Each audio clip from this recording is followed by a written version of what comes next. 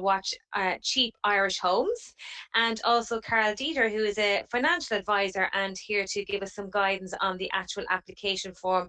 And I suppose ideas perhaps as you're driving the country roads across the length and breadth of the country, as to what would be suitable, and maybe some guidance around that in terms of whether you can go for the 30,000 or the 50,000, because they are there's two tranches of funds there available. And the really exciting thing about all of this now is that in recent weeks, the Minister has extended it. It was for towns and villages with populations less than 400 people, and that has been radically extended now, that it's both rural and urban, and really and truly it is nationwide. So without further ado, I'm going to bring in our speakers, and who would like to come in first? Perhaps Karl, would you like to maybe kick us off? All right, so that's a nice start. Who would you like it to be, Karl? You jump in there. Okay, just 1 second. Okay, look, I'm really pleased to be able to participate in this tonight, and I suppose I just want to establish why housing is important to me. I'm a huge believer in housing. Housing is one of the biggest ways that people accrue wealth in their lives. It's one of the things that helps lift countries out of poverty. Ireland doesn't really have an issue with being a country in poverty, but obviously the more people that own homes, the greater their likelihood to end up in higher levels of wealth in their lives. And so I see it as a very positive thing. And I'm in a business where if we have decent housing supply, there's transactions. A strange myth is that we want higher house prices. That's just not true. I prefer a market where there's more transactions. So more homes, less homelessness, more availability, more affordability, and the country can focus on doing other things that aren't just being fixated on house prices. When it comes to things such as vacancy in particular, vacancy can be a source of housing supply. So at the moment, we actually have more vacant properties than new homes that we can build in a year. And vacant houses actually have a lot of advantages because A, they exist. And quite often they exist in a place where someone wants to live. So if you look at, say, a brand new estate being built somewhere on a greenfield site or a brownfield site, there was probably nothing there before. Whereas a lot of properties that are vacant, there actually was a reason why they were there, or they're in the middle of a town or a village. And now that this is extended to cities, you've even got a lot of city center vacancy. And I'll go through some of that later on with everybody. I'll show you some of the things of the way that I look at this. But just to say that anything that mobilizes existing build, where the fabric of the building is there, where the services are quite likely already attached, to me is a good and important thing. So I'm really pleased to be here tonight to promote it on that basis. I'll pass over to Kieran. So, Kieran, you have vast experience traveling the highways and byways of this country and this island, and have come across many, I suppose, vacant and derelict buildings, and some that need a lot of TLC, and you're certainly in the market of inspiring people of how they can reinvent those properties and homes. So there's this grant, will it provide the platform or the springboard more or less to help people think differently about vacant and derelict buildings?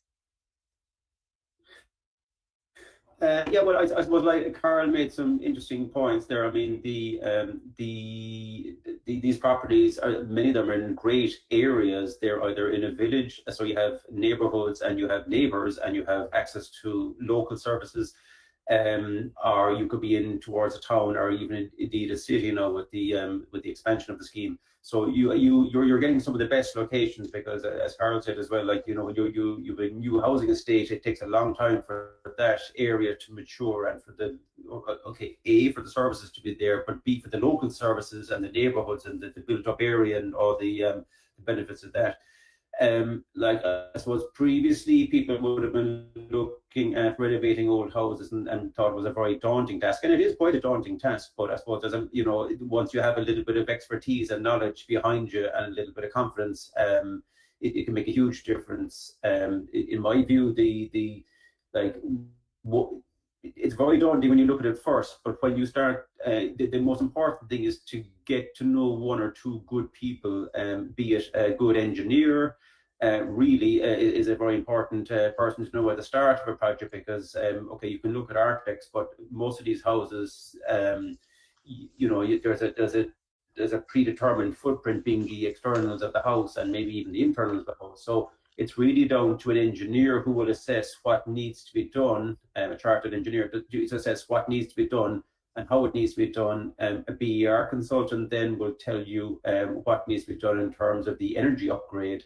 And then it's down to either taking on a good local builder or to managing the project yourself and taking on various subcontractors.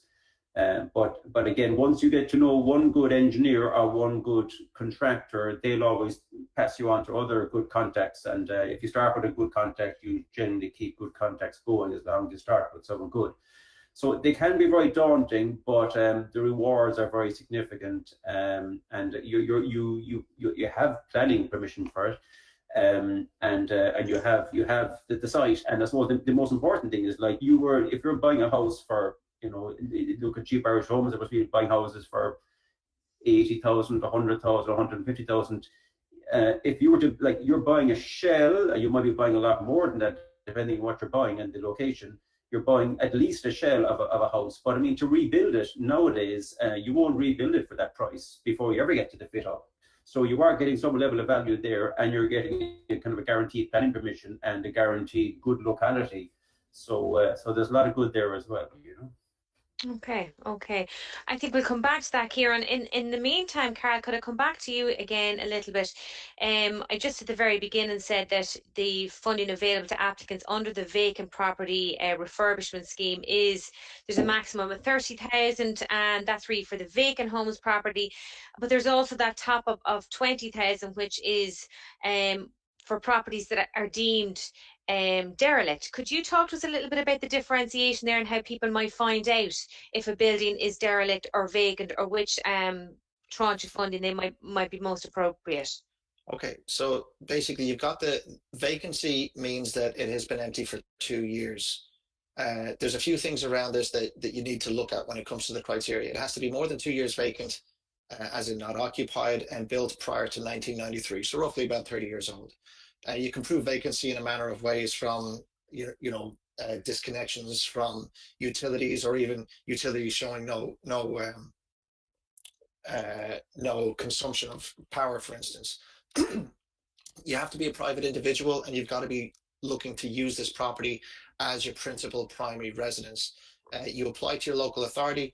Vacancy is up to 30 grand, and that means that there was no one there. Derelict, though, is different. Derelict, you'll actually need an independent report or get something to show that it's on the derelict sites register. Now, something new has happened in recent months as well. Every county actually has a full-time dereliction officer in the past. Has a full-time dereliction officer. In the past, it used to be a kind of like a shared role or a part-time thing. So what I'll do real quick, if I can, I'm just going to show everybody an example of where you find a derelict site list, and then some of the stuff you can do with it. So Great. Can everybody see a Dublin City Council site there? Yep. You can? Yep. Okay, so I looked for derelict. Look, I'm based in Dublin, so this is what I'm looking at. I said derelict site register. I went and looked. It says here's the derelict sites, etc. You download that and you get this list that looks something like this. Okay, and so you can take a property that's on there. I was just looking at this one earlier, and you can then see it on a map, 57 Clonliffe Road. So if we go in and look at that, this is just some desktop work that we're looking at. So zoom in, that's number 57. You can see that on the door. We can see that that's a view from September 22. And if you actually go back through time, like the gate is actually open in almost every picture. I mean, that alone, you can see going back, because Google Maps has a history on that property, that it kind of looks a bit overgrown and has for some time. So looking in again, it does have some of the signs of dereliction. That camber arch there is starting to fall. You can see there's grass in the gutters. There's roof tiles missing. So that's something we say, okay, look, that might be derelict. Anybody can go on then and also get a thing called Land Direct, and you can go in and see, is there anything in that property? Now, that property is not registered, or it would have green on it. It might not even be registered in the Registry of Deeds, which I didn't check. But suffice to say, this is something that in time will actually become a source of housing supply. I think that eventually councils will start to look at these and actually take them off the market and make them into either something that they build themselves, or you can auction them off. But that'd be the kind of thing that if you were to do some digging, say for instance, you didn't have a property and you know that there's a derelict one close by where you live because you've been walking by it for 20 years, like a small amount of research could potentially yield an opportunity, because you might find if you call into the neighbor, oh yeah, whoever was in that house, they're dead. They moved to England or whatever. If you actually look at the census and look at the sources of dereliction, what you see is that there's a really interesting mix there. So you've got people, for instance, where a property is derelict for a good reason, like it's being rented, it's for sale, it's a new build. They actually count like a new build property that's not finished as vacant on census night. It could be getting renovated. But you've also got then several thousand that are abandoned farmhouses. There's 10,000 of them in the country. There's about 2,000 where someone has emigrated. There's close to 27,000 where the owner has deceased. So these are all things that I would say, to think about when you're considering the sources of vacant property. If you happen to be here tonight because you have one, then fine. But if you're here out of curiosity, there are vacant properties all over the place, and you can start to look into those. And the nice thing about it is, like, you're not getting into a bidding war because there's no war to get involved in. It really is something that you can do some of your own research on. And then you basically go through, if you are able to secure one of these properties, and you can apply for the grant before owning the property. This is an important thing. So if you're saying, look, you do come to some deal with the owner, excuse me, and they're saying, yeah, look, I probably would. And you're thinking, well, geez, I don't want to go down this road unless I know I can get the grant. If you can prove that you're in that process, you can still make the application. It's very straightforward. Your local authority takes care of everything. Now, when I say it's very straightforward, excuse me again, it doesn't mean it's not without like the usual paperwork, headache, and stuff that goes with it. But it is something that there's a process there for this. There's money there that is meant for this. And if you tick the boxes, then you should be able to get a successful grant application through. Well, I mean, that's a startling figure that you gave us at the outset about the number of houses that are lying vacant and derelict across the country, far more than we could build in a year. And this is certainly something that could make a huge dent into our housing crisis, and fast and accessible funds, I suppose, to get people up and running. I'll come back to you, Kieran.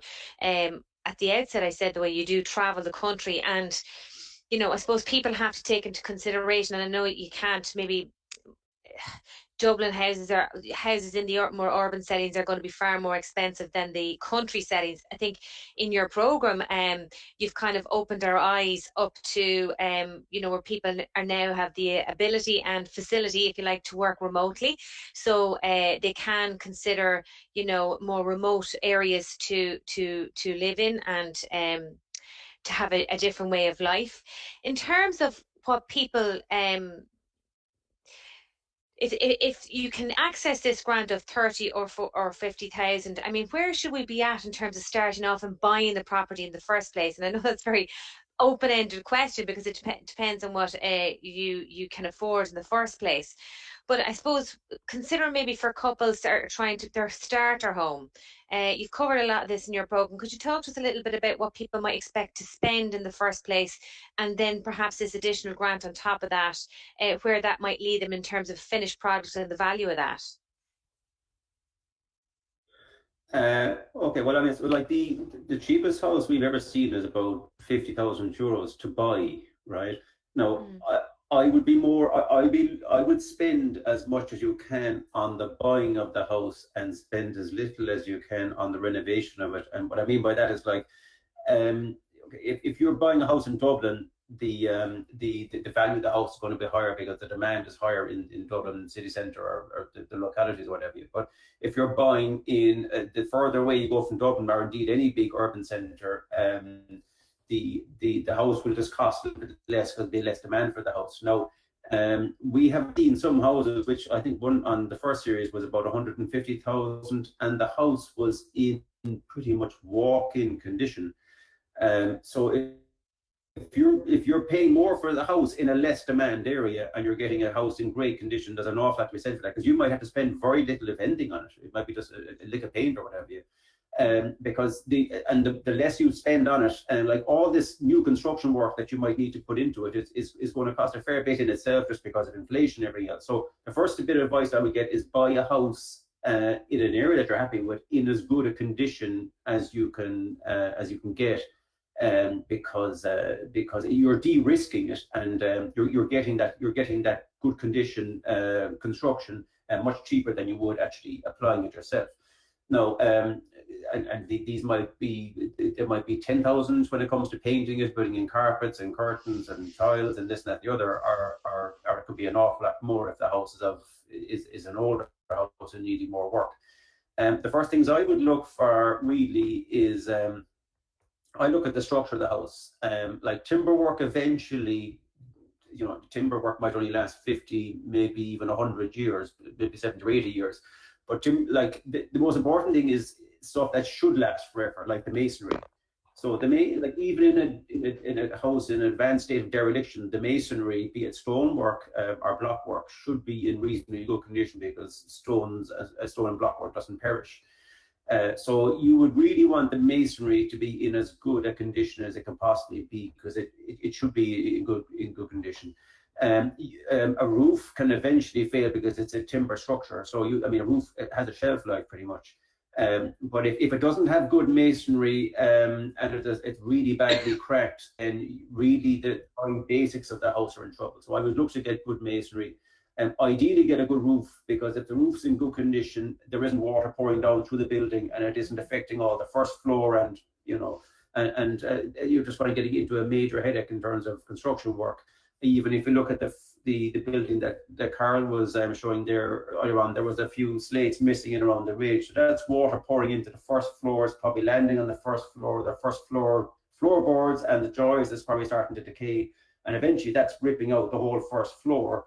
So then you're trying to prop up first floor stud walls and all that. So make sure the structure's in good condition, because it's an awful lot of work if it isn't the external walls. Ideally, if the roof is in reasonably good condition, or if it isn't, that at least it's kind of reasonably well holding out water.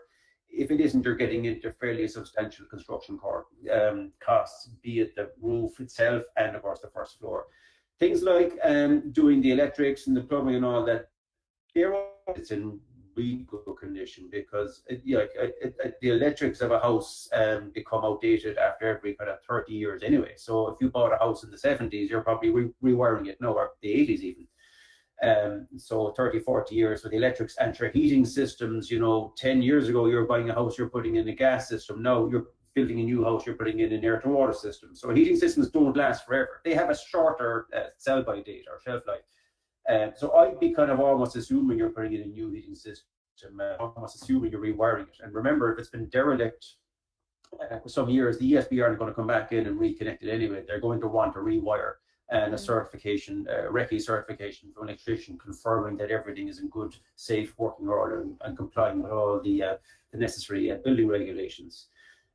So I'd start with the structure, then I'd look at the timber work, which is the roof carcass and the slates and all that going with that, the roof covering, which will lead on to the quality of your first floor.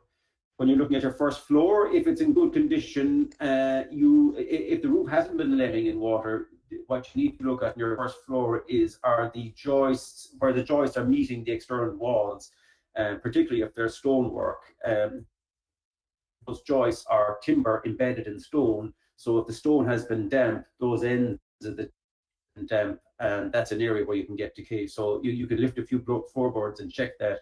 Again, there's an awful lot to be said for having, an engineer perhaps, but a good carpenter will see things that an engineer won't even see, So having a good tradesman, ideally a carpenter, because carpenters can know a little bit about nearly every other trade. So a good carpenter, or maybe even a mason, will tell you an awful lot about the condition of a house as well.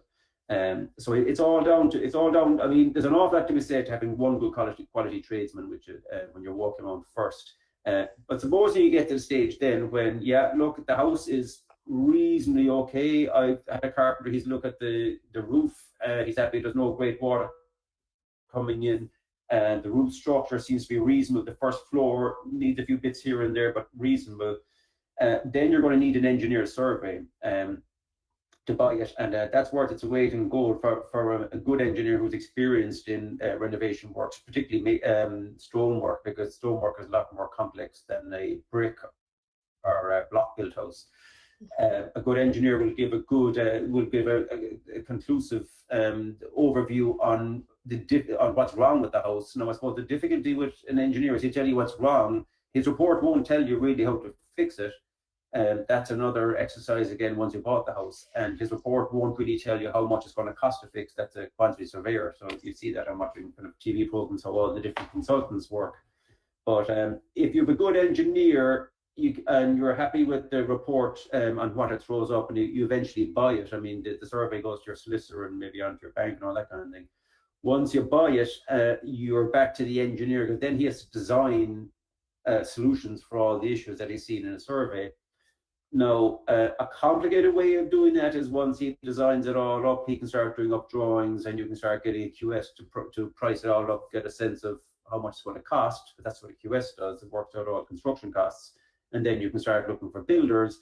Or if you're happy enough that you have a builder, or you have a carpenter and a few subcontractors that you can work with, you can pass your engineer's survey and maybe a few drawings onto them, and they can price up what all the different packages will cost, or the builder can price up the full package if you're just going to one entity, which would be the builder.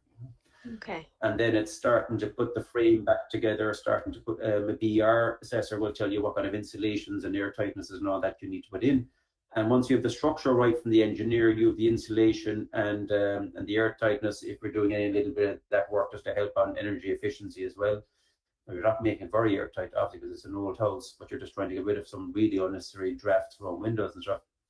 Then it's more the plumber, the electrician plugging in the services, and then you're into doing the finishes, which is, post plastering your kitchen and your tiles and floors and bathrooms and all that. Another thing, obviously, to keep in mind in all these old properties is the sewers, because they'll generally, if they exist at all, they will be clay, and clay is very problematic, because whereas a modern PVC system is, I don't know, 12 feet long, the length of PVC pipe, the wagon pipe as they call it. In the old days, they were clay, and they were only like, a foot and a half, 2 feet long, every little clay pipe, and they're one is kind of pushed into the other.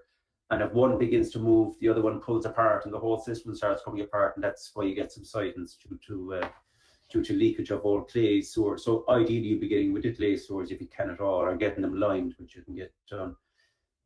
So like that, they're the major things I'd look for. Make sure the external structure is right, because you don't have much if you don't have that, and then you're onto the roof, and then onto the first floor, and on from there. Okay, thank you very much, Kieran. You're really helping to give us the ladybird tour from from you spot that little beauty or treasure in a field or in a corner somewhere, maybe unsuspecting, and that the things to be looking out for. I'm going to come back to you, Karl, and maybe talking a little bit how people can go about financing this type of project and home. Is the mortgage, I suppose, is it a different type of mortgage? Will the bank be open to this sort of refurbishment of old houses? Is it more tricky?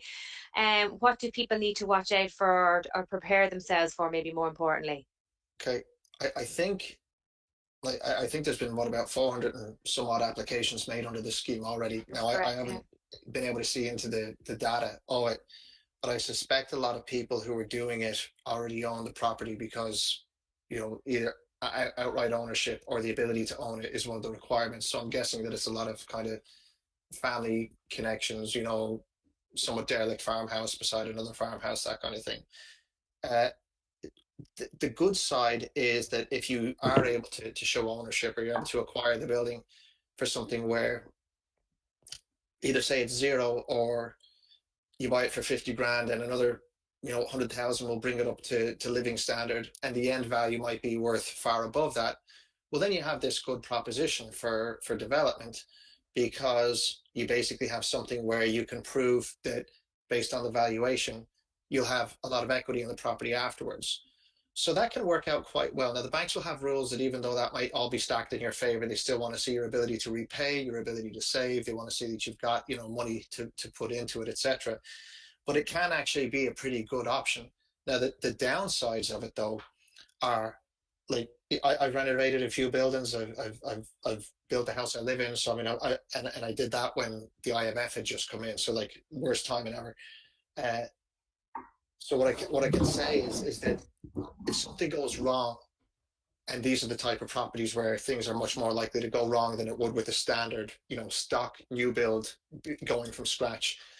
Uh, that's where it can get really tricky on you really fast. And the banks usually aren't too interested in the fact that you need some underpinning on a wall that no one saw, that there was subsidence on up to this point, that it's not really in their interest. So if you're using finance to do this, it can be problematic. That said, you do have those key advantages of the fact that there's grant funding going into it. So you could almost consider trying to do this and consider the grant like your ultimate kind of rainy day fund or your insurance policy when you're doing this. Because what I will say, and it feeds to Kieran's earlier point, old buildings categorically always have stuff wrong with them that you can't tell.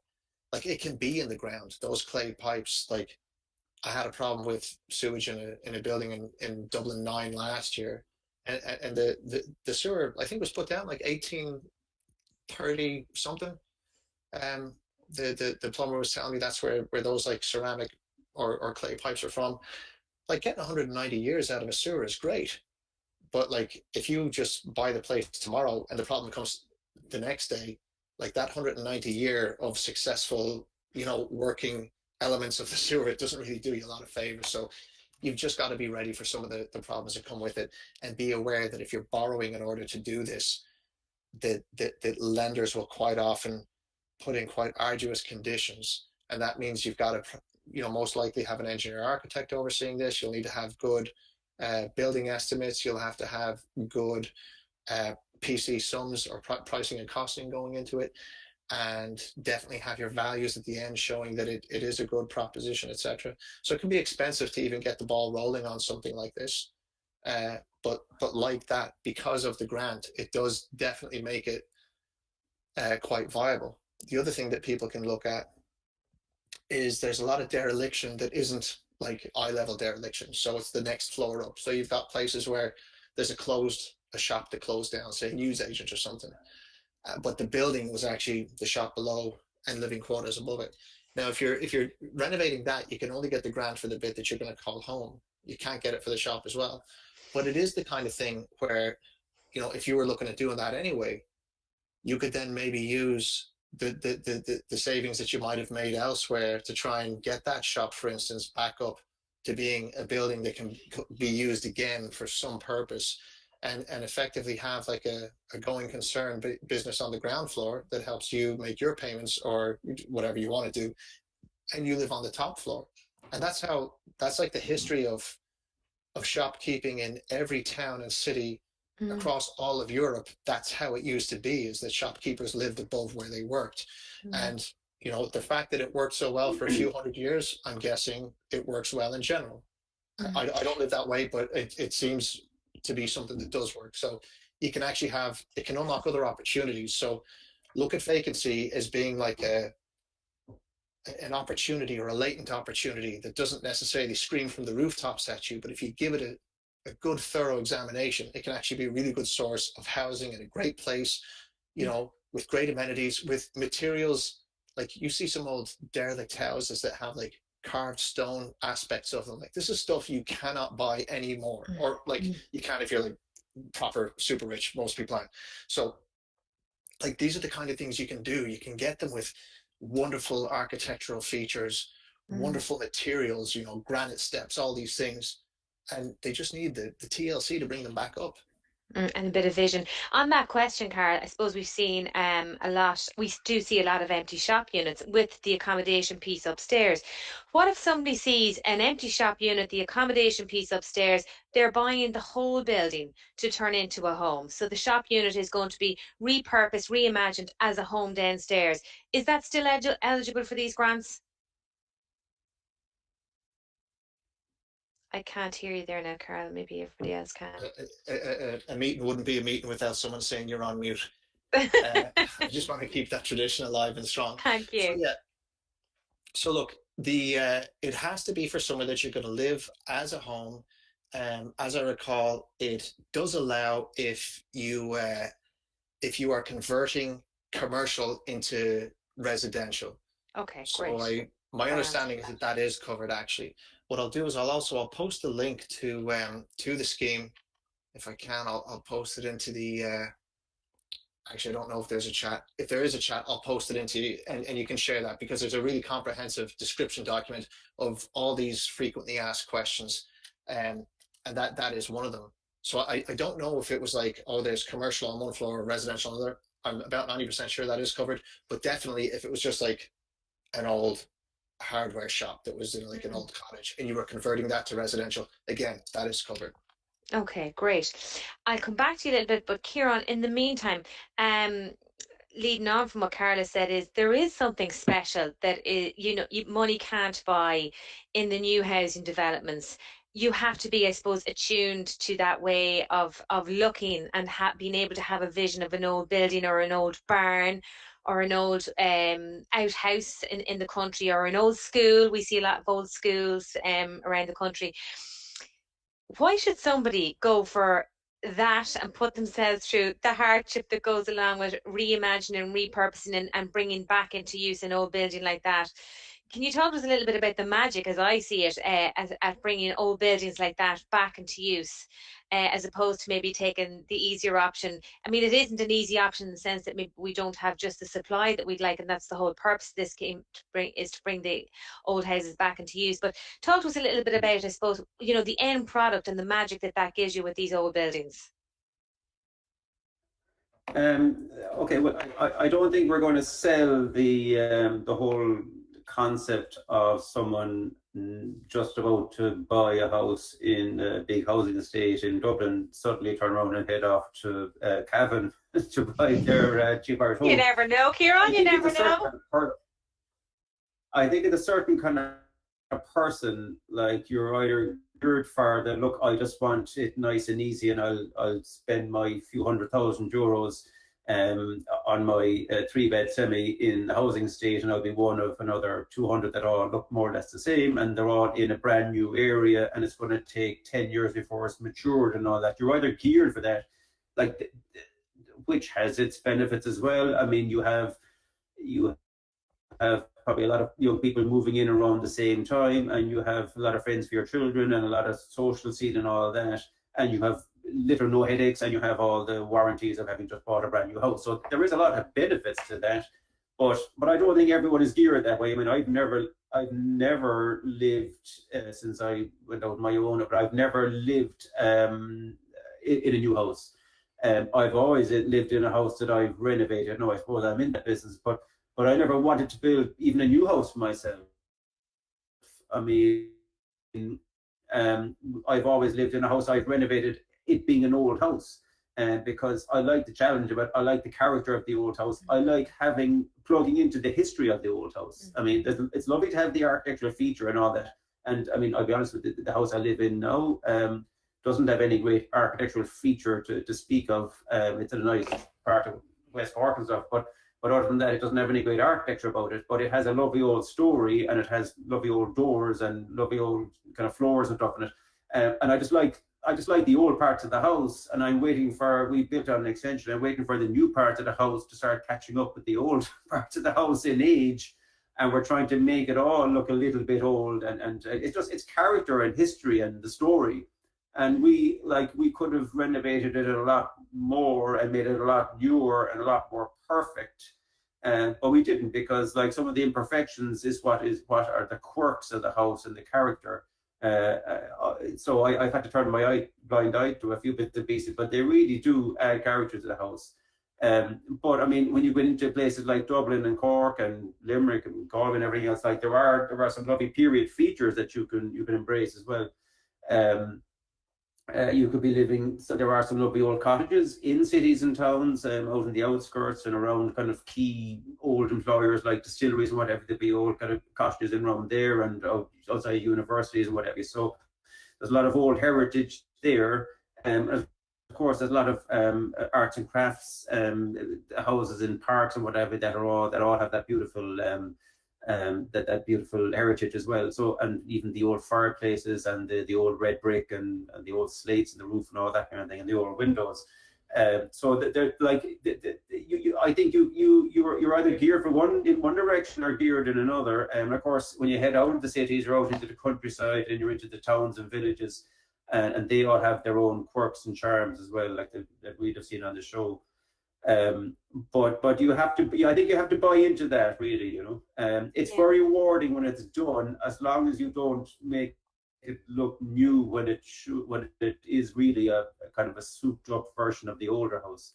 So but embracing the old is really what's. Sorry, Kieran, exactly that. It's embracing the old, being sensitive.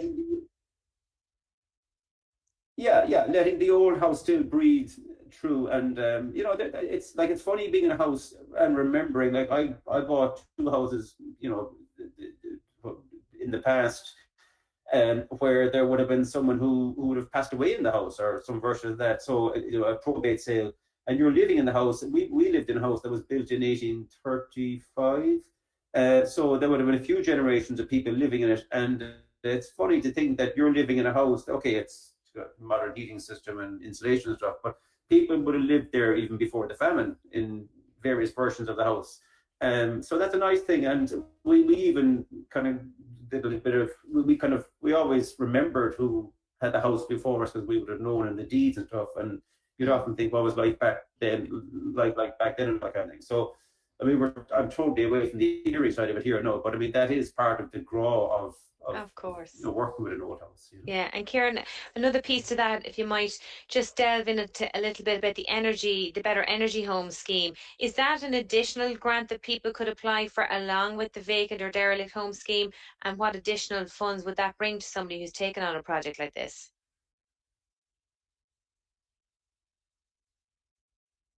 I think we may have lost Kieran there. You seem to be frozen in time, Kieran. Karl, can you talk to that piece a little bit? I can give you a very brief version. I don't know anything about that scheme, so you can ask me other questions. Okay, maybe Karl. I think Kieran, we have you back there, do we? Do we have Kieran back? Yeah, I mean, so sorry, yeah, can you see me? Yes, we can see and hear you. Hello? Yeah, we can hear you.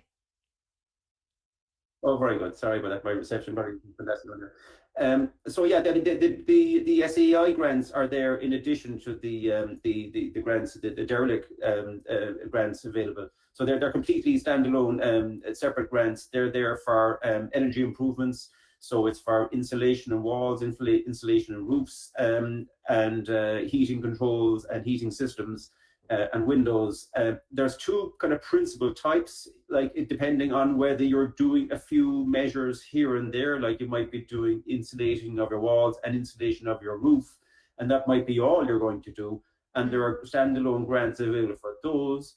Whereas if you're going for a very significant retrofit of your house, a deep retrofit, where you're putting in a full new air to water system and you're doing air tightness work and ventilation and putting in new windows and doing all your insulation and all that, so you're spending a lot of money, there is a separate grant available for that. Now, it's a tricky enough process. I went through it myself last year. It's a tricky enough process. So if you're going down that road, there's an entity called the One-Stop Shop grant, where you actually employ a separate company to project manage the grant application, and potentially actually get you a contractor to do the work as well.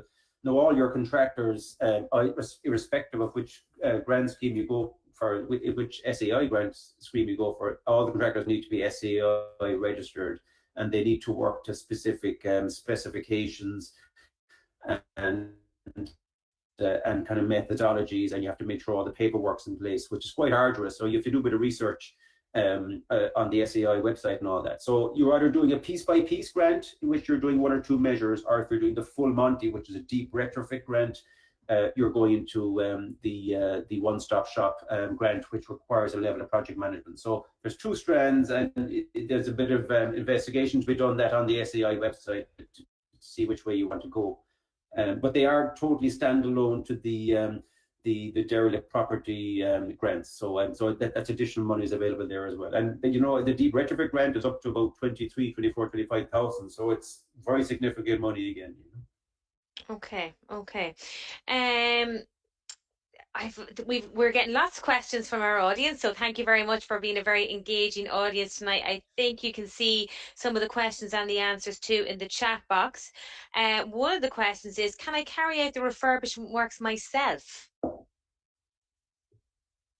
Gentleman, Karl, you're nodding. You talked to us a little bit about that. Yeah, in fact, what I'll do is I'll share that piece with you that was about the earlier questions about can you apply for the grant for a commercial into a residential? That's section 8.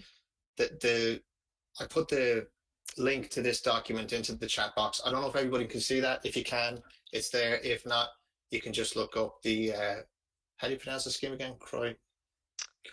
Creatigna, I hope I'm pronouncing it right myself. There was another question. I'm not a native to this country, so I never learned Irish, and well, we all did, and sometimes we could doing it again. But I applied. This is a question from somebody in our audience. I applied for this grant before it was extended beyond towns and villages, and my application was rejected due to not meeting the location requirements, which has been a stickler for some people. Can I reapply now? The answer to that one, again, that's in there. You absolutely can. That's question number 20. There is you can reapply anything where you were rejected in the past based on that kind of eligibility. You can reapply. Okay. And I suppose I'll open this up to both of you, gentlemen. Are there any other grants out there that could embellish these grants? That, I mean, we've talked about the dereliction and the vacancy, so you're up to 50,000 there. With the SEAI, I think it's about 26,000 is the maximum grant there. Is there anything else out there that people may be of interest to people that they could also apply, almost like a jigsaw puzzle, pulling all these grants together? I'll pass that one to Kieran. I again, like the whole grant system thing, I'm good on finance. No, that's okay, Karl. Yeah. No, that's fine. That's fine. And you want to throw it in there, Kieran? That pops into your mind? In the back of my head, I think the first time buyers grant, but I'll just do a bit of research on that as we're online, and I'll just do a bit of research there. If you want to pull up another question, I'll come back on that particular one. Karl, I've one for you. Is the mortgage process different for a vacant derelict property than a new home? And what's the most important things to do to get your accounts healthy before applying for a mortgage? That's a good question. Yeah. So is it different? Yes, because when you go for a new home, really you're just looking at like, can you get the mortgage? And then it's assumed the new home is kind of what you'd call merchantable quality. In other words, it's going to be built right. You know, there's a solicitor, they've got the deeds, everything is done. It goes through, you know, some final kind of snags, and then you go for a closing date. You've got a home bond in place. You've got these various guarantees, and it's built fresh. So look, nothing is ever straightforward, but that's pretty straightforward in the mortgage world. With a vacant property, or in particular a derelict one, you've got the added complexity of most likely having professionals involved who aren't there to just put a value on the building. They're trying to see, is the actual integrity of the building good? In the case of if you have to do extensive works, you know, what is the price of that? And again, getting back to that whole thing of the bank don't really finance you to buy a vacant or derelict building. They finance you to turn it into a home. So you've got to acquire the vacant or derelict building, or have a route to acquiring it, and then go for the financing with all this other stuff in place in order to ensure that it can come out the other end as a house that you can inhabit. So it does mean that it's kind of painful relative to, you know, new build. That said, you do get some of those advantages that we've discussed already, such as quite often having good locations. Because if a place was a good location 100 years ago, chances are it's a good location today. In fact, if you want to move to some of the most expensive areas in any city, they're all old houses, you know, almost exclusively. So, you know, and that's like, speaking of Dublin as an example, you know, all of Dublin 4 is old houses almost. And that means that's because it was always a great place to live. So the process is quite different. You'll be guided by whoever you get your advice from. If you go to a broker, the broker can talk you through everything you need to do. If you go to a bank, ask the banker. In order to get your accounts in good shape, the main thing is have as much money as you can. That's like not the very glossy answer, but that's the basic, fast and true one. Principle. Yeah, don't go into overdraft. Don't like get a car loan and then apply for a mortgage. You know, what you really want to do is put forward as good a presentation as yourself as you can. It's like going for a job. Like, things you wouldn't do when going for a job is go out drinking, then go to an interview. The same with financial stuff. Like, don't do mad finance stuff and then go for a mortgage. So it's basically it's like a financial interview. A mortgage is, I describe it sometimes jokingly as being like a mixture of Tinder that ends in marriage, because like a bank can only look at you for a very brief period of time, but once you get that loan, that's it for life. Like, they can't take it back from you. So they always push you through the paces at the very, very outset, because that's the only chance they get. And you want to make sure that you're going into that looking like a good candidate who knows what they're doing, knows how to get this renovation done, to turn it from a vacant or derelict home into a livable home, that you've got the right team, the right engineers, builders, etc. You know, that it's thought out, and that you can afford it, that you've got skin in the game, and this is going to be a real thing, and not something that halfway through you just throw your hands in the air and walk away from. Okay, good advice. Kieran, you got a wee chance there maybe to have a little scoot around Google to see Yeah, if there's no, anything else there. Yeah, the Help to Buy scheme, unfortunately, is for first-time buyers of a newly built house or apartment, or a self-built, unfortunately. So that won't qualify. No. Okay. I'm not So Kieran, I'm not a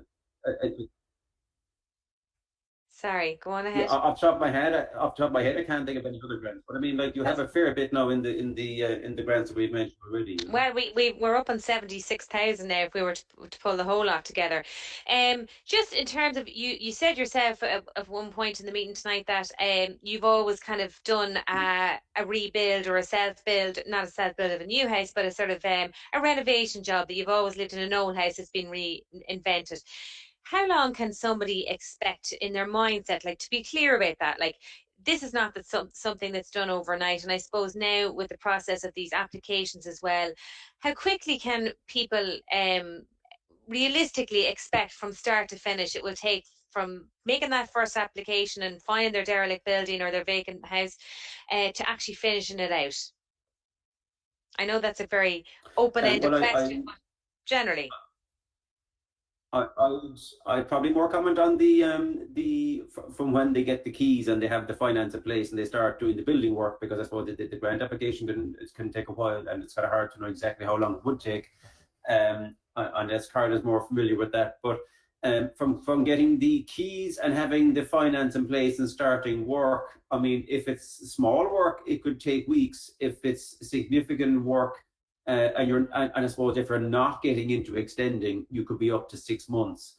You know, if it's major structural work, you can be adding a few months onto that. If there's a significant extension going on to it, I'd be adding a few months again, and maybe going up to a year. So it's either a few weeks if it's minor and tiling and painting and all that, maybe a month, 6 weeks. If it's a general overhaul, maybe a bit of roofing work, maybe a bit of joisting work, and then getting the drains and windows and all that before you start doing the finishing, that could take up to 6 months, depending on how you resource it. If it's going to be you and a few friends and a few subcontractors like plumbers, electricians, it will take the 6 months. If you have a building contractor, it'll cost you more, but he might do it in 4 months because he has everyone on speed dial ready to go on it. I suppose you will have a better sense with a builder on what the costs will be, because outside of the unforeseen works, he'll give you a fixed price for the rest of the works.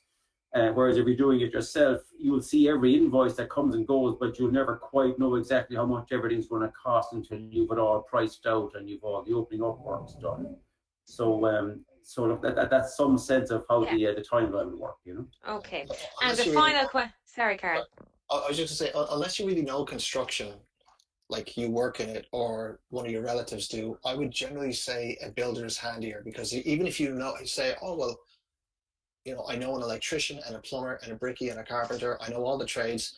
You do get into these little pinches where they get into like what I would call tradesman battles, like, oh, that's not there. And the plumber would say, well, yeah, but the electricity to that heater for the water is really the electrician's job, and the electrician says, "Ah, come on now." The plumber puts that in. That's the plumber's job. So you can end up in a lot of heartache in those spaces. So with something this complicated, just having one source of contact would be a very good thing, unless you've got experience in it. And if you do, great, do it yourself, do it with your mates, whatever you want. Yeah. But I would say in terms of the timeline, once this is approved, you've got 18 months from the date of approval to basically draw it down. So really, I don't think there's any belief that this is going to be a quick thing. I think there is an understanding that even when it is approved, that it could take up to 18 months. And that's a realistic thing because, again, you can have these unforeseen circumstances or delays, or even nowadays, there's, at certain times this year, it's been very hard to get insulation, for instance. There's all sorts of backlog issues throughout construction that can cause problems. So it does come actually with time enough to buffer for those things. Okay, and I'm going to ask the same question to both gentlemen. We're coming to the end of our discussion this evening, and I'm going right back to the start. We talked about the housing crisis that we have in the country, and Karl, you laid out for some very stark terms the number of vacant and derelict homes we have across the country. What impact could this scheme have in tackling our housing crisis if people took a view of derelict and vacant buildings with a more open mind and looked at the grants that are available for? What impact could it make, and what dent could it make in all of that? I'll go to you first, Kieran, if that's okay. Okay, well, I mean, the first thing I noticed when we did the first season of Cheap Irish Homes, heading up the country into various towns and villages that a lot of them I've never been to before, and what shocked me was some of these towns are suffering. Even though Ireland is a very wealthy country, and we have all these news bulletins about we're in the top ranking country in one of the wealthiest countries in the world and all that, and it's an amazing story, but a lot of these towns and villages, the further you get from the big cities and towns, these smaller towns and villages, like they're not getting the same leg up as the more urban areas, which have all the multinationals circling around them. So a lot of these towns and villages are suffering, and they haven't really, some regeneration into these areas by young people moving in and bringing the next generation in, and all that youthful exuberance would make a huge difference. So even outside, what it will do for the housing market and for houses for young people and people who are struggling, it really brings some of these towns and villages back to life. And like that's one thing that struck me. I suppose I've become a little bit more immune to it now because I've seen so many of them. But that's one thing that really struck me going to some of these towns and villages, that, my God, they could do it. They're doing the best, but it'd be great to see some young people bringing people who've traveled around a bit, and bring all that new youth. And breathing new life into these areas. So I mean, if people moving into these areas or the surrounding areas, they're bringing employment, they're creating new business for the local shops and the restaurants. There's the coffee shops opening up. The hotels they're bringing their families down for various events and everything else. So I mean, I think it'd be great to see some of that, a little bit of decentralization just from people moving out of the centres. I think that'd be a great success story. It would indeed, Kieran. I totally agree. Karl, to finish. Yeah, so I know that in the census, and there's this figure that appears in the headlines, 166,000 empty homes. That's just not true. So I do need to lay a foundation that in the previous census, they looked at this in Fingal and they said, yeah, you've got something like 3,500 empty homes. Fingal Council threw a strop, said we're going to go do our own count, and when they came back, they realized that it was actually more like in the tens, not the thousands. So the realistic figure, I believe, is probably closer to about 48,000 empty homes for a variety of reasons. Like, some of them aren't built, some of them, are utterly derelict. There's a host of reasons, like what I said earlier, like abandoned farms, etc. But the world at the moment is such that if you want to live somewhere else and not face the nightmare commutes, that's possible for a lot of people. So if you're working in tech, like I run a tech company now, you don't have to be living in high-priced Dublin, Silicon Docks, or any of that kind of stuff. And I think you will see a lot of people start to live in areas that are more rural. Like, if it was up to me, I'd live as far away from everyone as I could. Like, I like fishing, I like hunting, I'm into all that stuff. So I don't want to be in a city. I have to live in a city because that's the way my life has gone. But if I could, I'd be up the side of a mountain. And that means that for people who are like that, they're not stuck with the choice of rural life or a good job. You can actually have both. And it really is, you know, like a lot of this country lives in rural areas. So like, there's nothing to be ashamed of or look back on or anything about it. It's wonderful. And you've got, you know, lower crime rates, you've got cleaner air, you've got massive natural amenity, more so than the cities. Now, it is a national program. So look, if you find a vacant house anywhere, go for it, do it. It works for them all. It did initially start out as something that was more aimed at some rural regeneration. And I think it could be a wonderful chance for a lot of people. And it'll actually open up opportunities if you don't have a site on family land, for instance, that you could say, yeah, look, I still get a shot at something in the area that I want to be. Or if you wanted to move to, you know, I don't know, whatever is the local town, and you want it to be in the town, every town has opportunities of dereliction and vacancy. So, you know, you just walk the streets and you might find somewhere that would be great for you. So, like, it is literally free money. Like, if I put this in an envelope, you would never walk past it. So, in a housing sense, why would you walk past it? And I think that people should look at it. Thank you very much, Karl. And just before we finish, Kieran, I believe you have a podcast that feeds very much into this topic of conversation that might help our viewers. Do you want to talk to us a little bit about it, or when it's on, or where we might find you? Yeah. Thanks, Brian. So it's the Build Around You podcast, and it's also on YouTube. So it's on Spotify, and it's on Apple Podcasts and what have you. So it features people who have renovated an old house. In fact, this week's episode, which came out last night, was about a lady who bought a house in Ventry, just outside Dingle, for 60,000 euros. I think she paid for it. She's a New Yorker, so she was renting in Dingle and got fed up with the rental rates in Dingle and decided to move into her cheap Irish home in January, just before the lockdown. She had, no, hers is a pretty extreme story. She had no electricity. There was 2 broken windows, and she moved into the house regardless because she wasn't paying rent in Dingle anymore. And she renovated as she went. And 2 months later, she got electricity just before the first lockdown. And she renovated as she went. And now she's a proud owner of a lovely farmhouse in Ventry in just outside Dingle in County Kerry. So an amazing story. But my podcast, Build Around You, is about featuring people who have renovated houses or building new houses. There's lots of interesting information. Not to over promote myself, but just in the context of what we're talking about today, I'm also on Instagram at Kieran KMC, and people often ask me questions about this and that, and I answer as many as I can, pretty much all of them. So look, there's plenty of free building tips and advice available on those platforms anyway. But it is all doable. It's just you need to just kind of go in with your eyes open, and a good team makes all the difference. Well, listen, gentlemen, thank you to you both. Karl has very kindly put up a link, I believe, to our the document itself, which is Vacant Property Refurbishment Grants, Towns Funds. And as I said, the great thing about this is only recently the Minister has extended that. So this is now a nationwide programme. It had been just for towns. Now we're able to do it in rural, urban, towns, villages, and ultimately it will hopefully put a big dent in our housing supply, and as Kieran has quite rightly said, bring some new life and revitalization around our towns and villages around the country, which is ultimately what we all want to see. And I think if COVID did anything positive, it was to teach us all how we can work in remotely and in more rural parts and more maybe inexpensive parts in the urban cities. I know that's not a choice that's available to everybody, but it's something I suppose to consider when we're looking at these vacant and derelict buildings around the country. Can I thank you both, gentlemen, for really being so kind and generous with your time with this webinar tonight. To our audience, I know we've had a big audience tonight and attendees. Can I thank the staff here who have been wonderful in answering the chat group and making sure we had no technical glitches. To Barry, Julie and Siobhan, you know who you are all there in the background, and Kevin Dillon as well. Thank you so much. And look, guys, hopefully we'll do this again soon, but thank you very much to everybody, and Slán. Thank you. Delighted. Nice to meet everyone. Bye-bye. Bye-bye. Bye-bye. Thanks very much. Thank you. Good evening.